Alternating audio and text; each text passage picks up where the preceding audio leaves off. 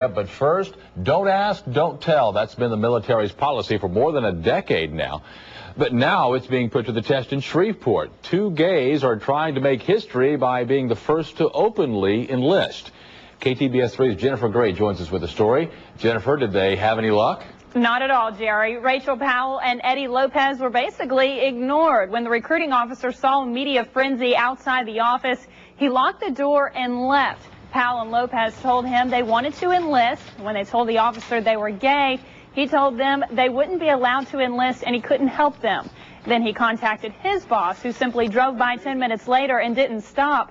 Powell and Lopez say they aren't giving up. But my question is, if I were a straight person standing here today, would one person have left and the other drove up and turned around? Would they have left me standing outside of the center, or would they have said, stay and we'll get you signed up? Now, of course, the reason behind all of this is a don't ask, don't tell policy put in place by the Clinton administration, but Powell wants that policy to be something of the past.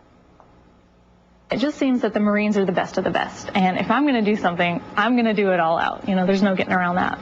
Rachel Powell says she's wanted to be a Marine, but will never have the chance because she's a lesbian. It's really sad. I mean, there are 65,000 people already in the military as closeted gay people.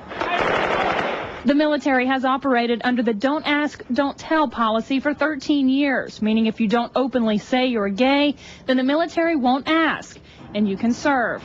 If they find out you are, then you will be kicked out.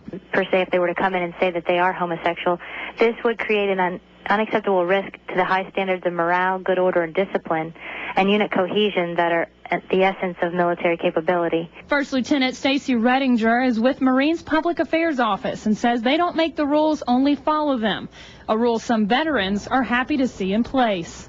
This submarine can stay under for 6 months. Now just think if you had a 17-year-old son who wasn't too smart and the gay person was in there, over that 6-month period, what might happen? It's just not a place in the military for them. Ed Jackson is a veteran of the Navy and says he doesn't have a problem with homosexuals until it comes to the military. As long as they keep it in the closet, as they call it, or whatever, I have no problem with that. And that's the way that it's been. But when they come out and cause trouble, then they can immediately kick them out of the military.